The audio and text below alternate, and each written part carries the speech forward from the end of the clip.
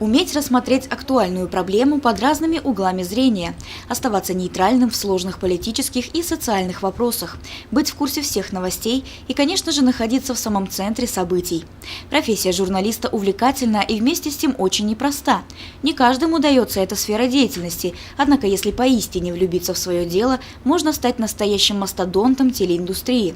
Интересная творческая профессия журналиста во все времена была привлекательна для многих людей, потому на кастинг в студию СТВ прибыло с десяток претендентов разных возрастов, в том числе этот совсем еще юный, но вместе с тем харизматичный и амбициозный Эмиль Жбердин. Тема телевидения меня интересует довольно давно, еще с детства я, как сейчас помню, Лиана в то время еще Цифюлина была, прямо здесь на этом месте мы всей семьей смотрели очень, я даже пытался как-то пародировать себя, уже в то время уже ставил себя на роль ведущего какой-то передачи, и еще тогда думал, что когда-нибудь я попаду именно на это место. Действительно, многие наверняка в детстве мечтали видеть себя по телевизору и, самое главное, в качестве ведущего новостей. Однако телекомпания СТВ искала не просто диктора. Руководство канала определило для конкурсантов конкретные задания. Первым испытанием, с которым столкнулись соискатели, стало написание новостного сюжета на заданные темы. Затем претенденты озвучивали закадровый текст и только потом пробовали себя в качестве ведущего. Новости смотрю уже тоже с детства, постоянно. Смотрели с родственниками, с бабушкой новости. Бабушка всегда говорила: 7 часов включай СТВ. Давай посмотрим новости.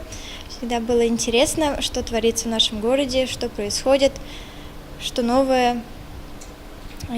Также любим смотреть эфир крупным планом. Решила попробовать свои силы. Попробовала написать текст, записать голос, записаться здесь, в эфире, и оказывается, ничего сложного. На самом деле, думаю, что очень все сложно выглядит. Заключительным этапом кастинга было творческое собеседование. Именно здесь стало понятно, кто понимает суть работы журналиста, кто действительно горит этой профессией. Меня, в принципе, СМИ привлекают тем, что это такая сфера влияния на людей, оповещения для людей. И сложность, мне кажется, этой профессии, наверное, в том, чтобы не навредить информацией.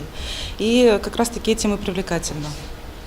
То, что сложность в подборе слов, в подборе идей, и так, чтобы это люди поняли и сделали правильные объективные выводы и адекватные оценки. Знакомьтесь, Екатерина Марочкина, новый корреспондент телекомпании СТВ. Кроме Екатерины, кастинг прошли еще несколько человек.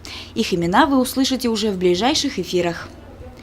Евдокия Титаренко, Алик Кадыров, Радмир Усингулов, Гульгина Раскильдина, телекомпания СТВ.